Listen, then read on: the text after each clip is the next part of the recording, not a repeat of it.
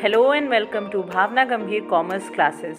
आज की इस वीडियो में हम पढ़ने वाले हैं इंडियन इकोनॉमिक डेवलपमेंट का चैप्टर नंबर 7 जो कि है employment, growth, informalisation and other issues.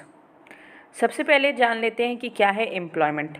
Employment basically एक एक्टिविटी है जिससे कोई भी पर्सन अपना लाइवलीहुड अर्न करता है, अपने लिए रोटी, कपड़े और मकान की व्यवस्था करता है, अपना बेसिक सर्वाइवल करता है। वर्कर कौन होते हैं? Worker is an individual who is involve in some economic activities, और जिन इकोनॉमिक एक्टिविटीज़ को करके वो अपने लिए एक लिविंग अर्न कर रहा है।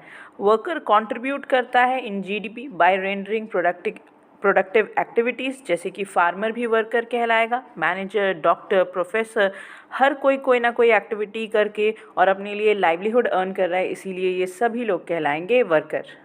नेक्स्ट टॉपिक है who are included in workers. Workers में हम किन्हें इंक्लूड करते हैं? It is believe that people who are paid by employer are worker. Usually हम ये मान के चलते हैं कि जो भी लोग कहीं काम कर रहे हैं, किसी एम्प्लॉयर के अंडर में कुछ काम कर रहे हैं और वहाँ से उनको जो पेमेंट मिलती है, तो इसलिए वो वर्कर कहला रहे हैं क्योंकि वो किसी के लिए वर्क कर रहे हैं। But it also include self employed person. लेकिन अगर कोई पर्सन अपने खुद के लिए काम कर रहा है, उसको कोई और पेमेंट नहीं दे रहा है, वो खुद से अपने लिए पैसे कमा रहा है, जैसे कि कोई शॉपकीपर होता है, कॉबलर है, या कोई टीचर है, उसकी खुद की अगर कोचिंग है, तो वहाँ पे भी वो पर्सन अगर खुद के लिए काम कर रहा है, सेल्फ एम्प्लॉयड है, तभी वो वर्कर ही कहलाएगा। It also includes who are unemployed for temporary time period.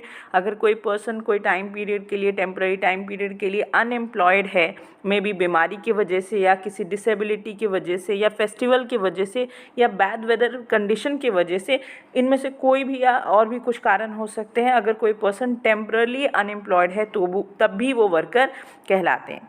So anybody who is engaged in any economic activity in whatever capacity, हम उन्हें वर्कर ही कहते हैं। नेक्स्ट हेडिंग है employment in India is multifaceted. Some people are employed throughout the year. हम लोग अपने आसपास कुछ लोगों को देखते हैं जो साल भर किसी एक काम को कर रहे हैं और वहाँ से अपने लिए पैसे कमा रहे हैं, while other are employed for few months. लेकिन कुछ ऐसे भी लोग होते हैं जो सीजनल काम करते हैं और बीच बीच में कई सीज़न में, अलग अलग सीज़न में वो अनएम्प्लॉयड भी हैं, और days like seasonal worker. Many do not gate fair wages. बहुत सारे ऐसे भी होते हैं जिनको फेयर वेजेस नहीं मिलती। But while estimating the number of workers, इन सभी लोगों को इंक्लूड किया जाता है। तो डियर फ्रेंड्स, अगर आप या आपके आसपास कोई फुल टाइम भी कहीं काम कर रहा है या पार्ट टाइम काम कर रहा है या कोई साल भर कहीं पे काम कर रहा है या कोई कुछ महीने काम कर रहा है, कुछ महीने उसके पास काम नहीं है, हर केस में उसे हम वर्कर की कैटेगरी में इंक्लूड करेंगे। नेक्स्ट हमारा टॉपिक है नंबर ऑफ वर्कर्स। 1999 एंड 2000 के समय में total number of workers India में 400 मिलियन थे, इन विच मेजॉरिटी जो पीपल हैं वो रूरल एरियाज़ को बिलोंग करते हैं। मतलब 400 में से 3/4 जो कि 300 मिलियन हो गया, वो रूरल एरियाज़ का कंट्रीब्यूशन है वर्कर्स का। अराउंड 70% हमारी पॉपुलेशन वर्कर्स की जो है वो मेल है। मतलब मेजॉरिटी लोग, एक तो पहली बात है कि रूरल एरिया को बिलोंग करते हैं, दूसरा मेजॉरिटी ऑफ आवर वर्कर्स जो हैं वो 70% जो कि हमारा कहाँ से आ रहा है, मेल पॉपुलेशन से आ रहा है। The participation of rural women is more as compare to urban women. Basically overall women participation ऐसे तो बहुत कम है, 30% है, लेकिन उसमें भी रूरल वुमेन का पार्टिसिपेशन जो है वो ज़्यादा है। कैसे? रूरल एरियाज़ में औरतें बहुत सारा डे टू डे एक्टिविटीज़ में काम करती हैं वर्कर्स का, जैसे cooking, fetching water, and also they participate in farm work. वो खेतों पे जा कर के भी काम करती हैं, उनके फार्म्स होते हैं और अपने वो हस्बैंड के साथ जा कर के अपने फार्म पे भी काम कर रही हैं। But they are either not paid, या तो उनको उसके काम के पैसे नहीं मिलते, और अगर पैसे मिल भी रहे हैं तो in the forms of grain उनको वहाँ पे पेमेंट किया जा रहा है। हेंस उनको हम वर्कर्स की कैटेगरी में इंक्लूड नहीं करते हैं। नेक्स्ट हेडिंग है labour force. All person who are working और not working but looking for a job are said to be labour force. Labour force में वो सभी लोग आ जाते हैं जो या तो कहीं काम कर रहे हैं, या फिर ऐसे भी लोग इसमें होते हैं जो अभी तो कहीं काम नहीं कर रहे हैं लेकिन काम ढूंढ रहे हैं। तो बेसिकली लेबर फोर्स का फॉर्मूला अगर कहा जाए तो person working plus person looking for job, ये टोटल हमारा कहलाता है labour force.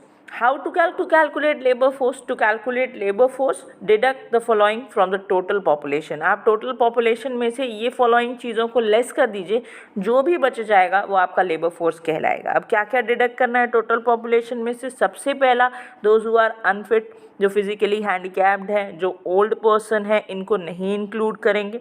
Those who are not willing to work, जो काम करना ही नहीं चाहते हैं, उनको भी लेस कर देंगे। Those who are not able to work, जिनके पास कोई स्किल्स नहीं है, एबिलिटी नहीं है, उनको डिडक्ट कर देंगे। और इसमें सिर्फ 15 से 60 साल के लोगों को इंक्लूड किया जाता है, इसलिए जो 15 से नीचे हैं, चिल्ड्रंस बिलो 15, उनको लेस कर देंगे। एंड जो ओल्ड पर्सन है 60 साल के ऊपर, उनको भी इससे लेस कर देंगे। जो भी बच जाएगा वो कहलाएगा हमारा लेबर फोर्स। नेक्स्ट है labour participation ratio. Is the ratio of labour force to the total population. जितनी भी हमारी टोटल पॉपुलेशन है, मान लीजिए कि 100, और उसमें से हमने ये सारी चीज़ों को लेस कर दिया, जो फिज़िकली अनफिट थे, जो विलिंग नहीं थे, जो एबल नहीं थे, जो 15 साल से कम उम्र के थे, जो 60 साल से ज़्यादा उम्र के थे, इसको लेस कर दिया। जो बच गया वो हमारा आ गया लेबर फोर्स। मान लीजिए कि लेबर फोर्स आया हमारे, अगर 100 लोग थे और इसमें से जो लेस हो गए वो 40 लोग लेस हो गए, तो 60 आया। ठीक है, तो 60 और टोटल पॉपुलेशन 100 का जो रेशियो है वो कहलाएगा लेबर पार्टिसिपेशन रेशियो। तो basically it is a ratio of labour force, कितने लोग काम कर रहे हैं या काम ढूंढ रहे हैं, और उसका रेशियो हम निकालते हैं हमारी टोटल पॉपुलेशन से। अब हमारे देश में क्या हालात है? Around 40% of our population belong to labour force. हमारे देश के अंदर में बेटा 100 में से सिर्फ 40% लोग ऐसे हैं जो लेबर फोर्स को बिलोंग करते हैं, और 40 में से भी बहुत सारे लोग ऐसे हैं जो पीपल वर्किंग है, ठीक है, जो काम कर रहे हैं। बहुत ऐसे भी होंगे जो काम करना चाहते तो हैं लेकिन अभी काम मिला नहीं है, they are looking for job. ठीक है, तो अराउंड 40% ऑफ आवर पॉपुलेशन जो है वो लेबर फोर्स को बिलोंग करती है, जिसमें अगर एवरेज निकालें तो 41% रूरल एरिया से है और 37% अर्बन एरिया से है। अब उसी में अगर हम मेल और फीमेल का देखें तो 56% इसमें मेल्स का है पार्टिसिपेशन एंड 23% फीमेल का है। और ये सारा डाटा आपको जो उपलब्ध कराया जा रहा है, ये मेंशन है, ये सब आपको NSSO से मिला, national sample survey organisation. Next हमारा टॉपिक है वर्कफोर्स क्या होता है। Means the number of people who are actually employed at a particular point of time are called workforce. They are the one who are actually engage in productive activities. अब ये कौन लोग हैं? ये वो लोग हैं, लेबर फोर्स का ही ये हिस्सा है। लेबर फोर्स में दो चीज़ें थी, अभी आपने पढ़ा, लेबर फोर्स में दो तरीके के लोग थे, एक तो जो काम कर रहे हैं और एक जो काम ढूंढ रहे हैं। तो बेटा जो लोग काम कर रहे हैं, जिनके पास अभी इस समय पे इस मोमेंट पे काम है, वो कहलाएंगे workforce, those who are actually employed at a particular point of time. Calculation of number of unemployed person. अगर आपको अनएम्प्लॉयड पर्सन पता करना है तो आप क्या करेंगे? लेबर फोर्स था, लेबर फोर्स में से जितने लोग एम्प्लॉयड हो गए वर्कफोर्स, उसको घटा दीजिए तो आपको अनएम्प्लॉयड पर्सन पता चल जाएगा। If we subtract workforce from the labour force we get the number of unemployed people. Unemployed people निकालने के लिए जो भी लेबर फोर्स अभी आपने ऊपर कैलकुलेट किया, उसमें से आप वर्क फोर्स को, जितने लोग काम कर रहे हैं, उसको घटा दीजिए तो पता चल जाएगा कितने ऐसे लोग हैं जो काम करना तो चाहते हैं बट उनके पास काम है नहीं। अब बात करते हैं participation of people in employment.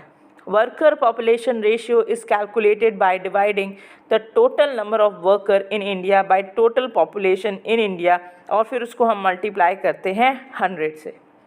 तो बेसिकली हम यहाँ पे टोटल वर्कर्स को डिवाइड करते हैं अपने देश की टोटल पॉपुलेशन से, और फिर उसको 100 से इंटू करते हैं, और हमें पता चलता है कि पार्टिसिपेशन ऑफ पीपल एम्प्लॉयमेंट में क्या है। इंपॉर्टेंट पॉइंट्स अगर वर्कर पॉपुलेशन रेशियो की बात करें तो सबसे पहला है, it helps to determine the proportion of population जो प्रोडक्शन में, गुड्स और सर्विसेज के प्रोडक्शन के अंदर में देश में हेल्प करती हैं। जितना ज़्यादा हाई होगा वर्कर पॉपुलेशन रेशियो, उतना ज़्यादा इन्वॉल्वमेंट होगा पॉपुलेशन का इकोनॉमिक एक्टिविटीज़ में। ये इंडिकेट करता है स्टेटस ऑफ वर्कर, सोसाइटी में वर्कर का स्टेटस क्या है, उनकी वर्किंग कंडीशन कैसी है। फॉर एवरी 100%, अगर हम अपने देश में हर 100 व्यक्ति की बात करें तो उसमें से 39.5%, अगर बोलें कि लगभग 40% लोग जो है वो इंडिया के अंदर में वर्कर हैं। इन अर्बन एरिया, अगर शहरी इलाकों की बात करें तो लगभग 33.7% है, जबकि रूरल एरियाज़ में कंपैरेटिवली ज़्यादा है, 41.7% है। रूरल एरियाज़ में लोगों के पास रिसोर्स कम होते हैं, आपको मालूम है वहाँ पे रिसोर्सेज की कमी है, वहाँ पे लोगों के पास बहुत सारी अपॉर्चुनिटीज़ नहीं होती हैं, तो participate more in employment market. While urban area में लोगों के पास अपॉर्चुनिटीज़ ज़्यादा होती हैं, वो ज़्यादा पढ़ लिख सकते हैं, वो ज़्यादा स्किल्स ले सकते हैं। तो ये भी एक डिफरेंस है रूरल और अर्बन एरिया के बीच में। Rural people have low education, urban के मुकाबले वहाँ पे स्कूल्स नहीं होते, अच्छे कॉलेज नहीं होते, तो कहीं ना कहीं उनको ये सारी चीज़ों की कमी हो जाती है एम्प्लॉयमेंट अपॉर्चुनिटी लेते समय।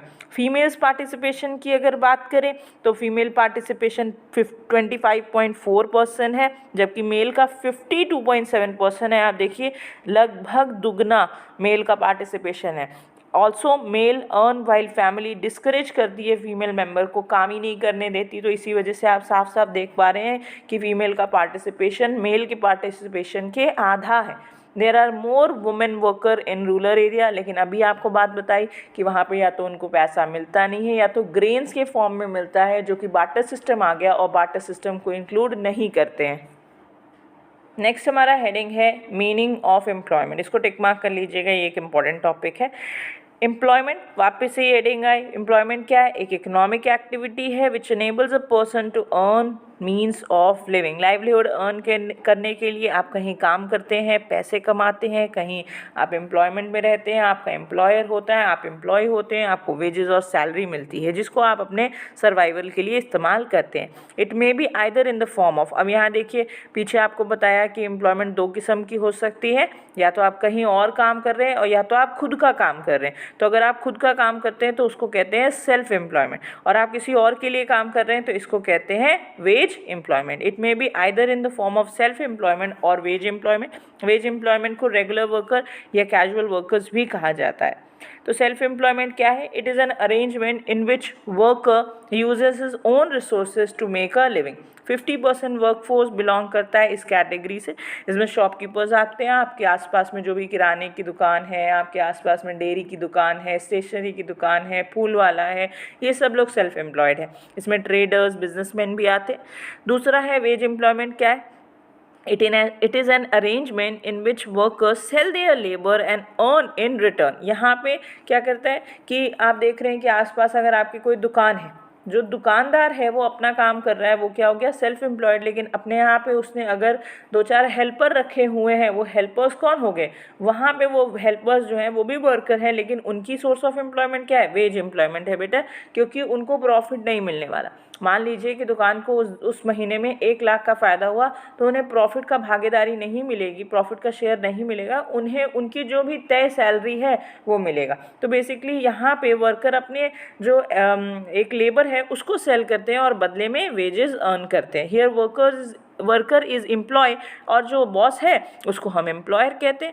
जैसे मान लीजिए कि अगर कोई डॉक्टर है और वो अस्पताल में काम कर रहा है, तो उसे वहाँ से जो भी उसकी सैलरी तय होगी उसको वो मिलेगा। लेकिन उसी डॉक्टर ने अगर अपना क्लिनिक खोला है और उसके यहाँ पे दिन में 50 पेशेंट्स आ रहे हैं, तो उसको जो भी मिलेगी, हर पर्सन से जो फीस मिलेगी, हर पेशेंट से फीस मिलेगी, वो वहाँ पे उसकी सेल्फ एम्प्लॉयमेंट में आ जाएगी। लेकिन कहीं और किसी अस्पताल में काम कर रहा है और वहाँ से सैलरी मिल रही है, तो वो उसकी वेज एम्प्लॉयमेंट में आएगी।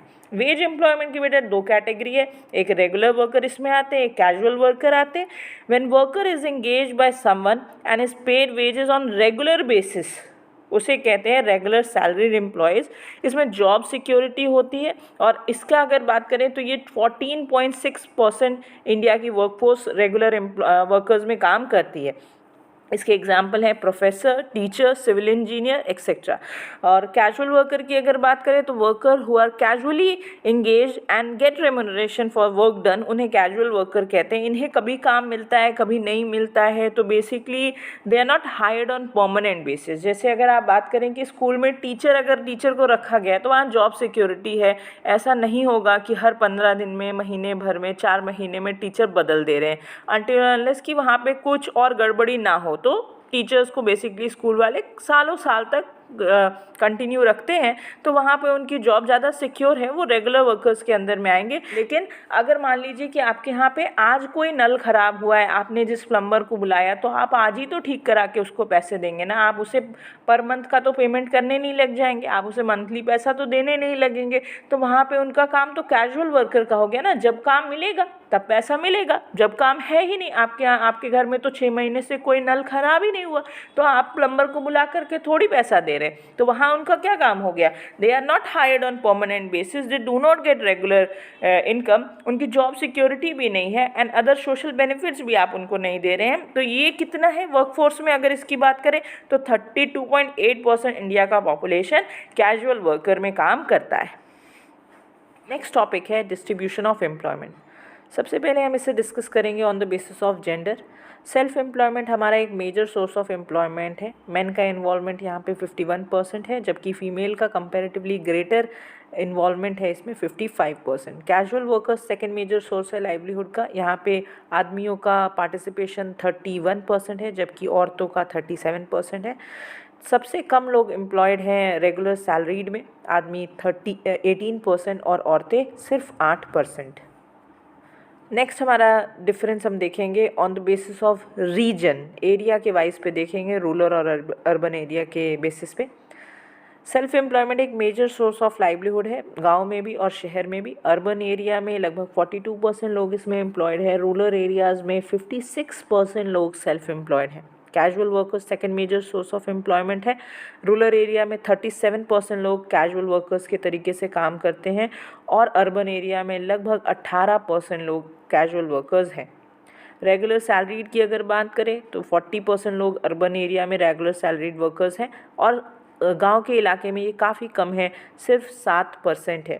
There are lesser rural people in regular salaried employment, क्योंकि इसमें पढ़े लिखे होने की ज़रूरत होती है और आप जानते हैं कि गांव में ना स्कूल उतने हैं और ना कॉलेजेस की सुविधा है, तो comparatively due to illiteracy and lack of skills यहाँ पे रेगुलर सैलरीड एम्प्लॉयमेंट में रूरल एरिया का सिर्फ और सिर्फ 7% का पार्टिसिपेशन है।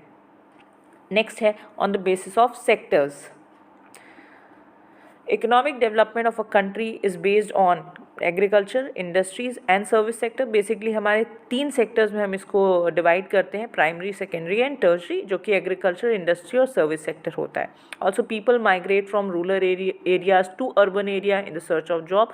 लोग गांव देहात के इलाके से निकल के शहर की तरफ, मेट्रोपॉलिटन सिटीज़ की तरफ जाते हैं जहाँ बेहतर और बड़ी इंडस्ट्रीज़ हो, वहाँ जाते हैं काम की तलाश में। We divide the economic activities into 8 sector. तो हमने यहाँ पे इकोनॉमिक एक्टिविटीज़ को 8 सेक्टर्स में बांट दिया है। पहले है एग्रीकल्चर, फिर construction, mining, trade, manufacturing, transport and storage, electricity, gas and water supply and last है सर्विस। बेसिकली इसे हम लोग 3 सेक्टर में डिवाइड करेंगे, जो कि प्राइमरी, सेकेंडरी एंड टर्शरी होता है। प्राइमरी में एग्रीकल्चर एंड माइनिंग आ जाएगा, सेकेंडरी में manufacturing, electricity, gas, water, construction आएगा एंड टर्शरी सेक्टर के अंदर में ट्रांसपोर्ट, ट्रेड एंड स्टोरेज को हम इंक्लूड करेंगे। प्राइमरी सेक्टर में लगभग 60.4% वर्कर इंडिया में इन्वॉल्व है, सेकेंडरी सेक्टर में सिर्फ 15.8% वर्कफोर्स इन्वॉल्व है एंड इंगेजमेंट अगर हम कहें सर्विस सेक्टर के अंदर में तो वो सिर्फ 23.8% का है। नेक्स्ट हमारा डिस्ट्रीब्यूशन है on the basis of rural and urban employment in different sectors. Rural area में 3/4 पॉपुलेशन जो है, लगभग 76.7% हमारी पॉपुलेशन जो है वो प्राइमरी सेक्टर में काम करती है, जो कि खेतीबाड़ी। गांव के इलाकों में खेत ज़्यादा होते हैं तो लगभग अधिकतम लोग वहाँ पे खेतों में काम करते हैं, जो कि 3/4 पॉपुलेशन है। 10.8% मतलब लगभग 10% पॉपुलेशन हमारी सेकेंडरी सेक्टर में काम करती है, इंडस्ट्रीज़ में। एंड सर्विस सेक्टर में इन्वॉल्वमेंट 12.5% का है रूरल एरियाज़ में, रूरल वर्कर्स का। अर्बन एरिया में अगर बात करें तो अर्बन एरियाज़ में एग्रीकल्चर में, प्राइमरी सेक्टर में अगर इन्वॉल्वमेंट बोलें तो सिर्फ 9.6% है। आप अपने आसपास शहर के इलाके में देख सकते हैं कि वहाँ पे ना खेत है, तो जब खेत नहीं होंगे तो खेत में काम करने वाले वर्कर्स भी यहाँ पे कम है। सेकेंडरी सेक्टर में कंपैरेटिवली अधिक लोग काम कर रहे हैं, 31.3% है। एंड अधिकतम लोग अर्बन एरियाज़ के अंदर में कहाँ काम कर रहे हैं, वो टर्शरी सेक्टर के अंदर में, वो सर्विस सेक्टर के अंदर में काम कर रहे हैं। तो people mainly work in service sector which is 59.1% of urban workforce. And last हमारा डिस्ट्रीब्यूशन है on the basis of male and female, जो कि डिफरेंट सेक्टर्स में काम कर रहे हैं। मेल पॉपुलेशन की अगर बात करें तो सबसे ज़्यादा मेल पॉपुलेशन जो है वो प्राइमरी सेक्टर में खेती बाड़ी में इन्वॉल्व है। 53.8% ऑफ मेल पॉपुलेशन जो है वो प्राइमरी सेक्टर में काम कर रही है। सेकेंडरी सेक्टर में लगभग 17.6% पॉपुलेशन मेल की इन्वॉल्व है एंड सर्विस सेक्टर में 28.6% है। सबसे ज़्यादा मेल का इन्वॉल्वमेंट प्राइमरी सेक्टर के अंदर पे है, फिर उसके बाद सर्विस सेक्टर सेकेंड नंबर पे है एंड थर्ड नंबर पे है सेकेंडरी सेक्टर जो कि इंडस्ट्रीज़ का है। फीमेल पॉपुलेशन की अगर बात करें तो मोर देन 3/4 75% से ज़्यादा हमारी फीमेल पॉपुलेशन प्राइमरी सेक्टर में खेतों पे काम कर रही है। सेकेंडरी सेक्टर में अगर कहें तो सिर्फ 11.8% है एंड सर्विस सेक्टर में भी लगभग उसके बराबर ही है, 13.1% फीमेल वर्कफोर्स इन्वॉल्व है। तो मेजरली हमारी फीमेल वर्कफोर्स पॉपुलेशन जो है वो प्राइमरी सेक्टर पे सबसे ज़्यादा है। नेक्स्ट टॉपिक है growth and changing structure of employment. There has been expansion of economy and increase in the national product and employment. अगर हम 1960 से 2000 की बात करें तो जीडीपी में भी बहुत ग्रोथ देखने के लिए मिला है, बहुत पॉजिटिव चेंज हुआ है which is greater than that of employment growth.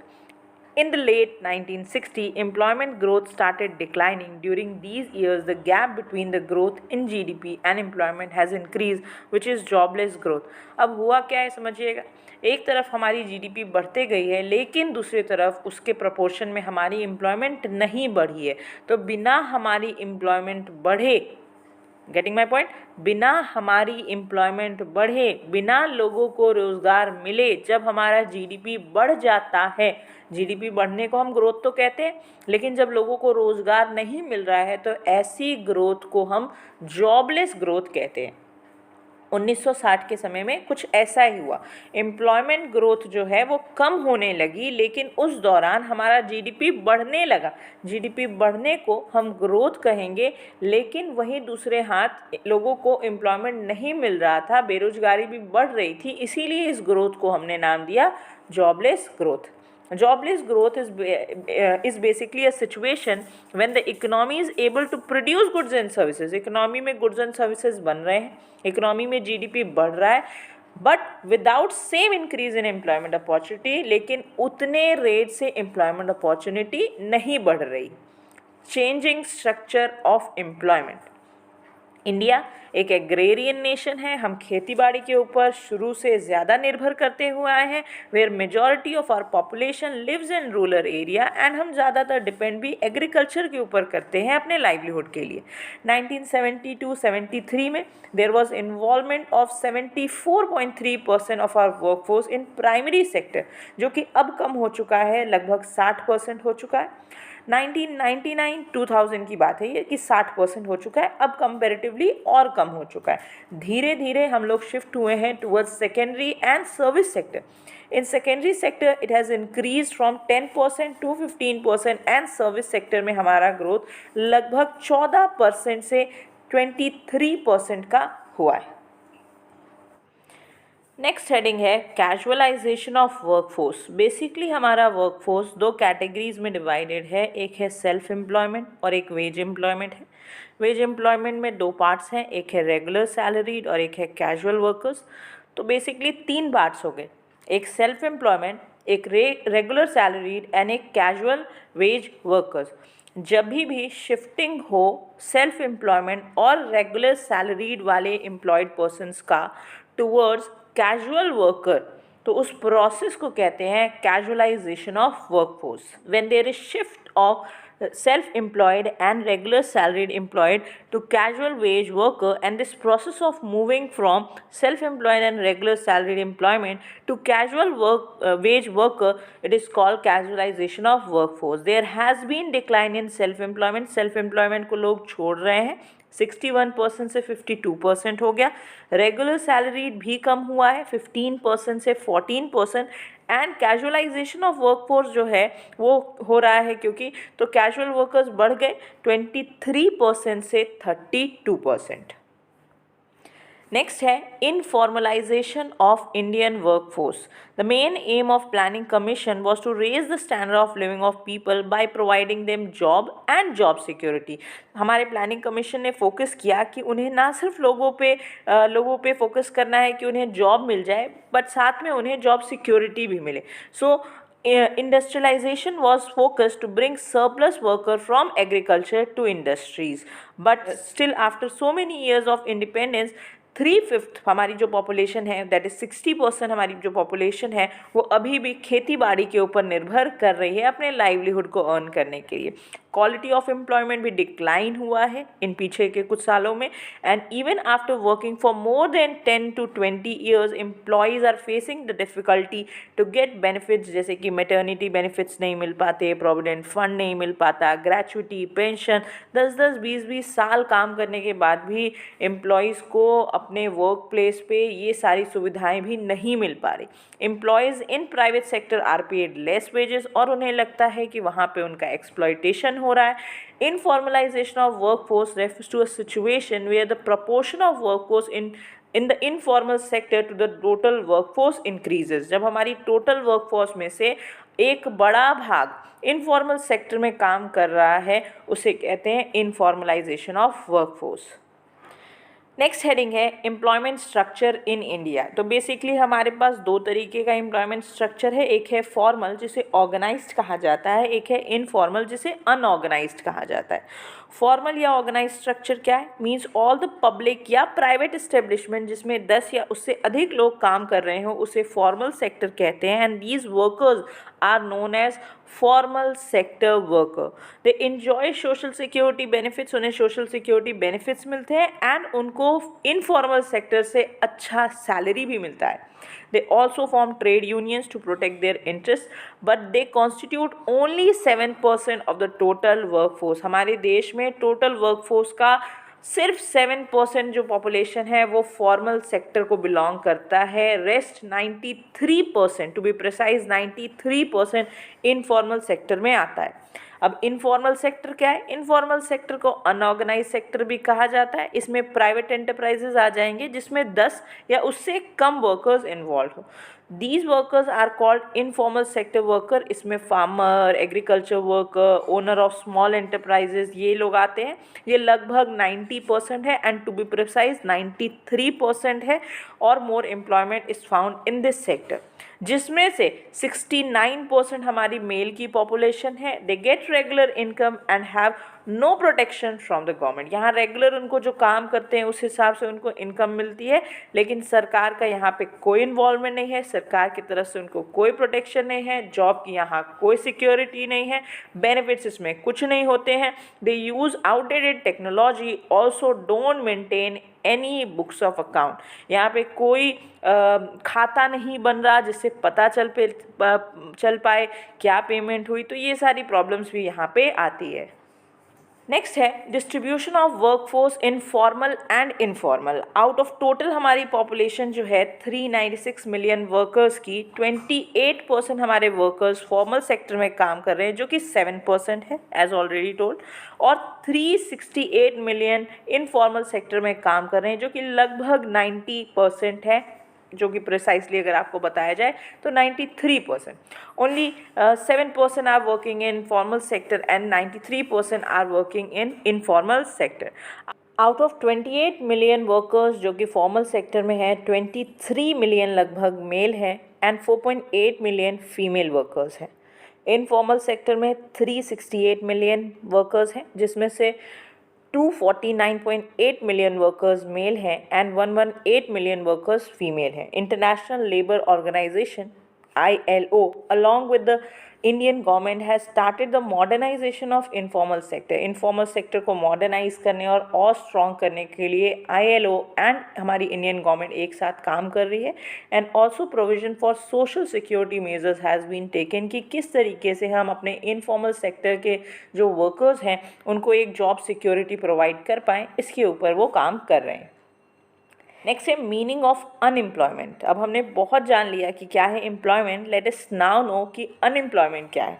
Unemployment is a situation in which people are willing and able to work at the existing wage rate but they do not get work. वो काम करने योग्य हैं, वो काम करना चाहते हैं लेकिन उन्हें काम नहीं मिल रहा, तो वो अनएम्प्लॉयड की कैटेगरी में आएंगे. He is the one who is not able to get the employment of even 1 hour in half a day. ये वह व्यक्ति है जिसको आधे दिन के अंदर में 1 घंटे का भी काम नहीं मिल पा रहा है, तब वो अनएम्प्लॉयड कहलाएगा. Unemployment is temporary in India. India में ये सिनेरियो टेम्पररी है.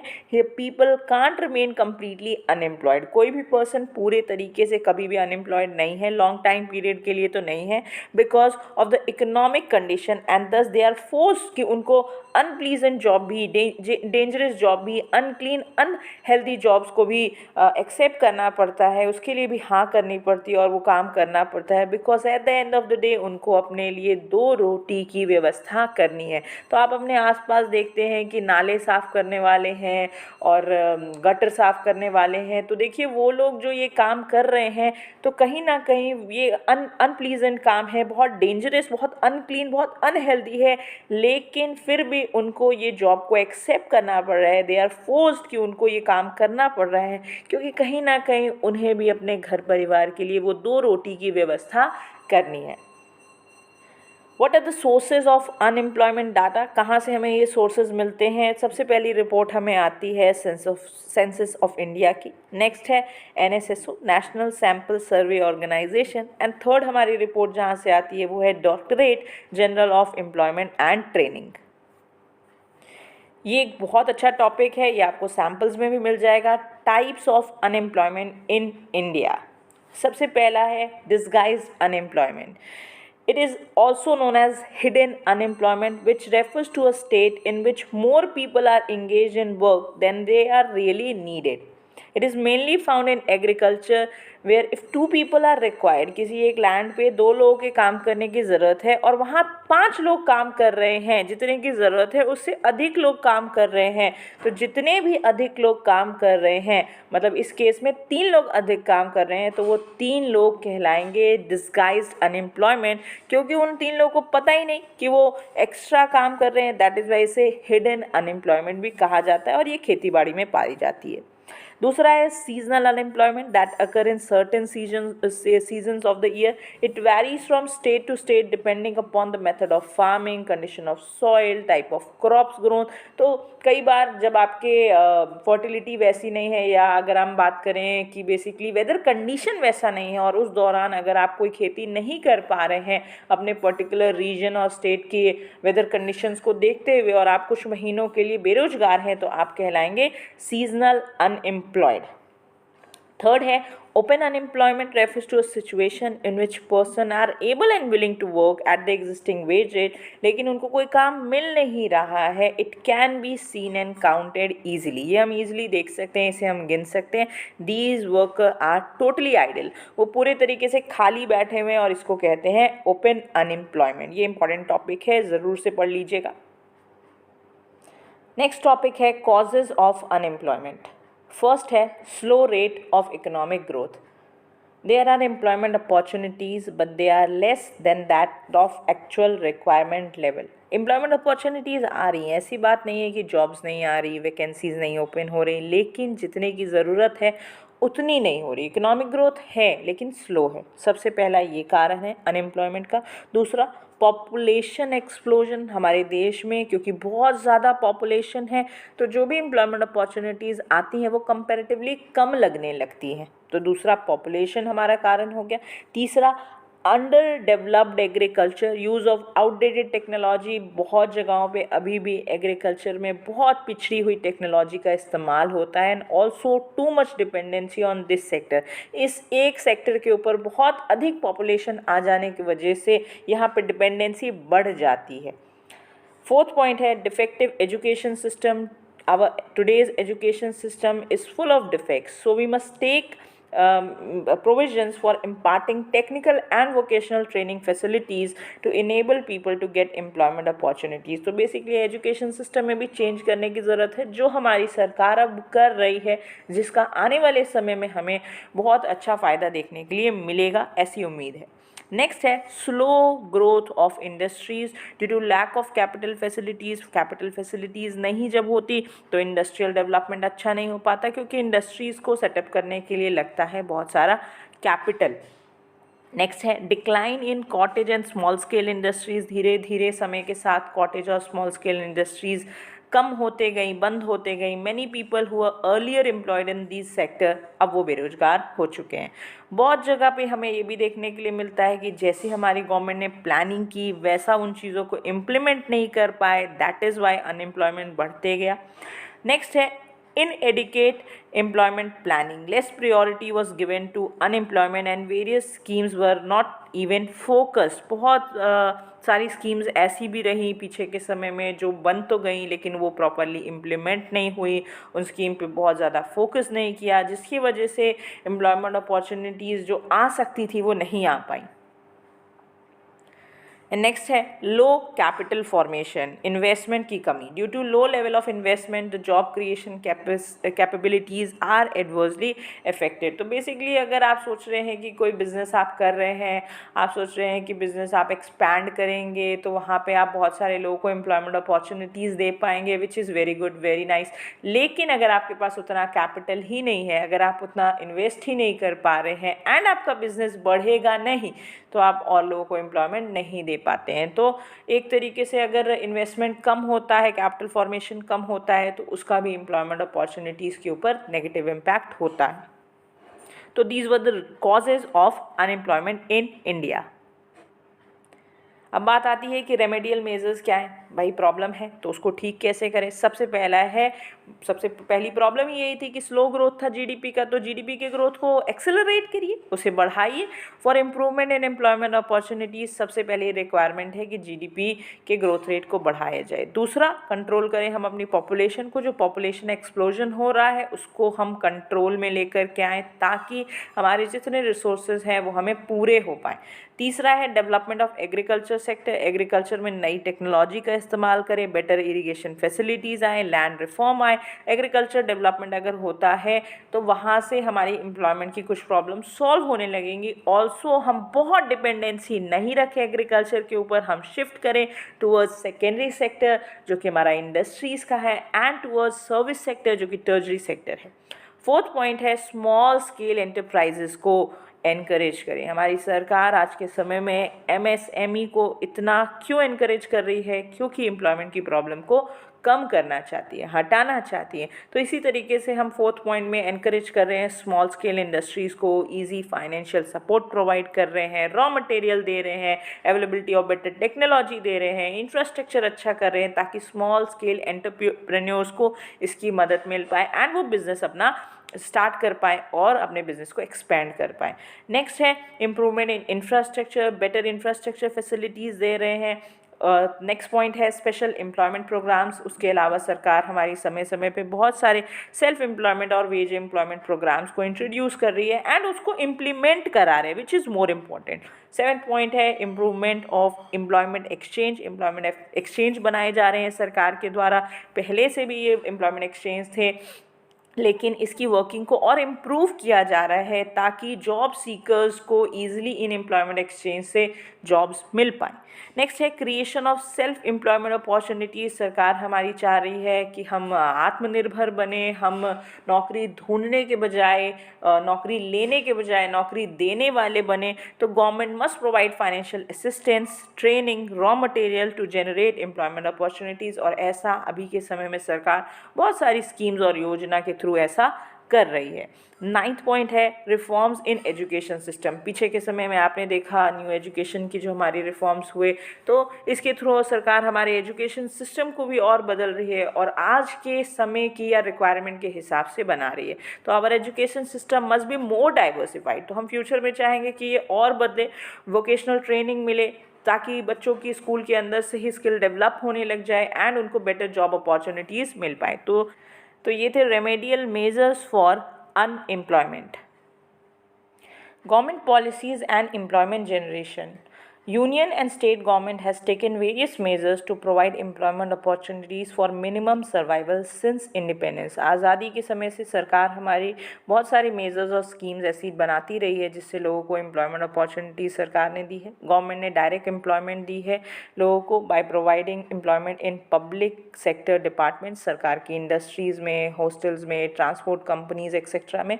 With increase in output in those public sector department, private sector provide करता है raw material to government and thus it causes rise in the total output of private enterprises, जिसे indirect employment कहते हैं। जब सरकार के किसी डिपार्टमेंट में, लेट इट बी कि सरकार कोई इंडस्ट्री बना रही है, वहाँ अगर एम्प्लॉयमेंट मिलती है, वहाँ अगर लोगों को डायरेक्ट एम्प्लॉयमेंट मिलती है, तो अगर उस इंडस्ट्रीज़ को डेवलप करने में कहीं से बालू आ रहा है, कहीं से गिट्टी आ रहा है, कहीं से सरिया आ रहा है, ये अगर प्राइवेट सेक्टर की तरफ से आ रहा है तो यहाँ से प्राइवेट एंटरप्राइजेस को भी काम मिलता है, which is called indirect employment. Employment generation programme, various schemes जैसे कि national rural employment guarantee act 2005 का, पीएम रोजगार योजना, स्वर्ण जयंती शहरी रोजगार योजना, ये सारी स्कीम सरकार ने शुरू की to remove poverty and provide employment opportunities. These programmes help in assisting people, ताकि वो लोग अपनी एम्प्लॉयमेंट अपॉर्चुनिटीज़ लेकर के और लाइवलीहुड अर्न कर पाएँ। एंड लास्ट हमारा टॉपिक है changes in the structure of workforce in India. सबसे पहला एमर्जेंस ऑफ सर्विस सेक्टर, समय के साथ साथ लोग एग्रीकल्चर से सेकेंडरी और सबसे ज़्यादा सर्विस सेक्टर की तरफ शिफ्ट हुए हैं, सबसे बड़ा चेंज ये रहा है। दूसरा, टेक्नोलॉजिकल एडवांसमेंट हुआ है। नेक्स्ट, आउटसोर्सिंग का काम पहले से बहुत बढ़ गया है। वर्क फ्रॉम होम, इसके इंटरनेट को यूज़ करते हुए कोविड के समय में वर्क फ्रॉम होम बहुत अधिक हुआ है। फिफ्थ पॉइंट है मोर एम्प्लॉयमेंट अपॉर्चुनिटीज़ इन इनफॉर्मल सेक्टर, इनफॉर्मल सेक्टर में कंपैरेटिवली ज़्यादा पॉपुलेशन इंडल्ज है। एंड लास्ट पॉइंट है ग्रोथ इन जीडीपी, जीडीपी में तो ग्रोथ हुआ है लेकिन एम्प्लॉयमेंट अपॉर्चुनिटीज़ नहीं है, जॉबलेस ग्रोथ हो रहा है, जो हमारा सबसे बड़ा फोकस होना चाहिए इस समय पे। जॉबलेस ग्रोथ नहीं चाहिए, हमें चाहिए ग्रोथ लेकिन जॉब्स एंड एम्प्लॉयमेंट अपॉर्चुनिटीज़ के साथ। और इसी के साथ हमारा चैप्टर हो गया है ख़त्म। आई होप ये वीडियो आपको पसंद आई होगी। प्लीज़ लाइक कीजिएगा, कमेंट कीजिएगा, चैनल पे नए हैं तो सब्सक्राइब कीजिएगा और ज़रूर से अपने फ्रेंड्स के साथ मेरी वीडियो को शेयर कीजिएगा। जल्दी ही मिलेंगे नई वीडियो के साथ। Thank you for watching.